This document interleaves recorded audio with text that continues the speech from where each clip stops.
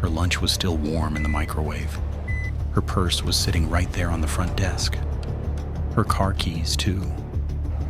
But Marlene Cade was gone. Investigators would later narrow it all down to one impossible detail: a window of just 13 minutes. 13 minutes, where a hairstylist, in the middle of a workday, in the middle of a small town, simply disappeared. Almost 2 years later, they'd find her in a forest, already known for hiding the bodies of other victims. This is the story of what happened to Marlene Cade. To understand what was lost, you have to understand what Marlene built. For years, Marlene Cade worked as a hairstylist, cutting and styling hair for the same loyal customers week after week. But she wanted more than a chair in someone else's shop. She wanted her own salon. With her husband Dale's help, that dream became real. Together they bought a small building and transformed it, inch by inch, into Cascade Cuts Salon. Dale reportedly poured himself into the remodel, and friends say Marlene was proud of every corner of it. By the spring of that year, the salon wasn't just a business, it was Marlene's whole identity. She had regulars who came in like clockwork, women who trusted her with their hair, and often with their lives, their gossip, their problems. A salon chair, after all, has a way of becoming a confessional. Marlene also had a son, known to loved ones as Beau, from a relationship before Dale. And she had Dale himself, a husband who, by his own account, adored her completely. But not everyone around Marlene saw the marriage the same way Dale described it. Family and friends would later say the relationship was strained, that Dale could be jealous and controlling. Some claimed Marlene had been quietly preparing to leave him. Dale has always denied this.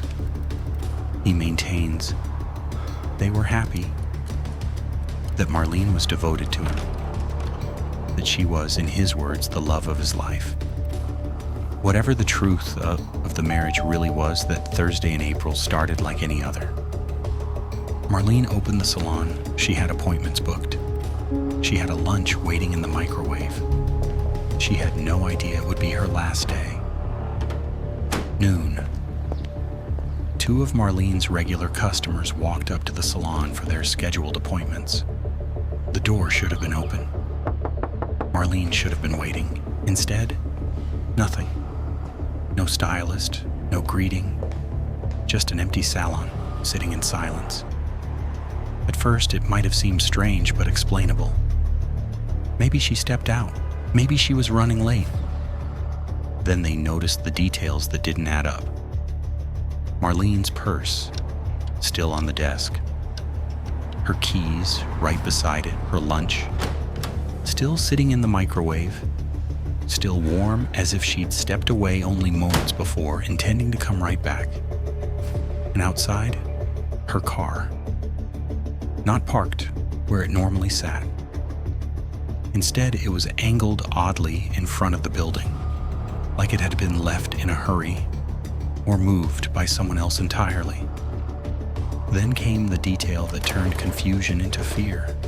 The cash drawer, empty. That was the moment the two women knew. This wasn't Marlene running an errand. Something was very wrong. They called 911. Within hours, the search for Marlene Cade was underway. Police, family, and friends combing the area, running down every appointment, every phone call, every possible minute of her morning. Investigators worked backward from her last known movements. Using her customer schedule and her cell phone records, they built a timeline of that morning, hour by hour. What they found chilled them. There was only one point in the entire day when Marlene would have been completely alone in the salon. A gap of just 13 minutes between appointments. 13 minutes. That was the window. Whoever took Marlene knew exactly when to strike. As the search widened, investigators turned to the people closest to Marlene, And almost immediately, attention landed on her husband, Dale. Dale had an alibi, one that investigators would later describe as airtight. He wasn't at the salon. He couldn't have physically taken Marlene himself, but that didn't clear him completely. Here's why. Dale knew Marlene's schedule better than almost anyone. He knew her appointments. He knew the gaps between them. He would have known about that 13-minute window, the exact moment Marlene would be alone. To some investigators, family members, and friends, that knowledge, combined with a marriage they believed was falling apart, made Dale impossible to ignore as a suspect. Some believed he may have arranged for someone else to act on his behalf. Dale has always rejected this completely. He maintains he loved Marlene, that their marriage was strong, and that he had nothing to do with her disappearance. The relationship between Dale and Marlene's son, Beau, already tense before she vanished, reportedly broke down almost entirely in the aftermath.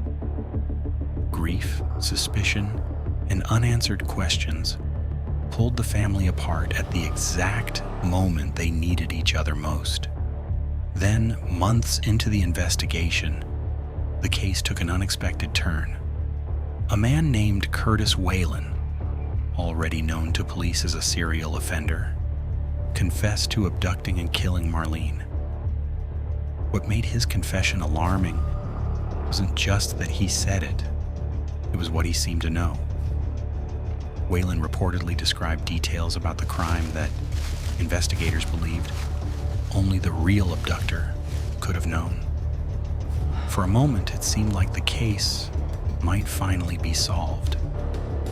Then Whalen recanted. He took the confession back. Some investigators, doubting the reliability of his statement, crossed him off their suspect list entirely. But not everyone did. At least one detective remained convinced, for years afterward, that Curtis Whalen was the man who took Marlene. With the case now split between competing theories, a possible husband, a confessing offender who took it back, the investigation stretched on. Weeks became months. Months became years. And Marlene Cade was still missing. Almost 2 years after Marlene vanished, the answer investigators had been searching for finally surfaced. Her skeletal remains were found behind a small country church in Hollow Pine Forest, about 11 miles from the salon where she disappeared. The location sent a chill through investigators for another reason. Hollow Pine Forest was already infamous. It was the same area where another offender, Wendell Marsh, had disposed of the body of a young hiker. Almost immediately, Marsh became a prime suspect in Marlene's case too. But this time, the evidence didn't cooperate. Despite the eerie connection to the location, nothing directly tied Wendell Marsh to Marlene's abduction or death. So investigators were left, once again, with a painful lineup of possibilities, and no way to prove any of them in court. A husband with motive, but an alibi. An offender who confessed, with chilling detail, then took it all back. Another offender connected to the location where she was found, but with no evidence linking him to the crime itself. To this day, no one has been charged with the abduction and murder of Marlene Cade. Her family got an ending to the search, but not an ending to the questions. They finally knew where Marlene was. They still don't know for certain who took her or why.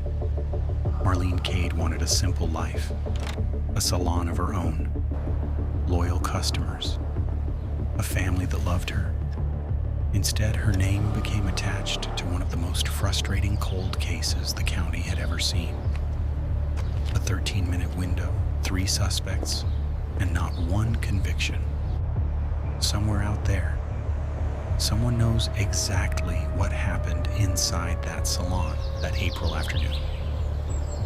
Maybe it's a detail they've never told anyone. Maybe it's something they didn't even realize mattered.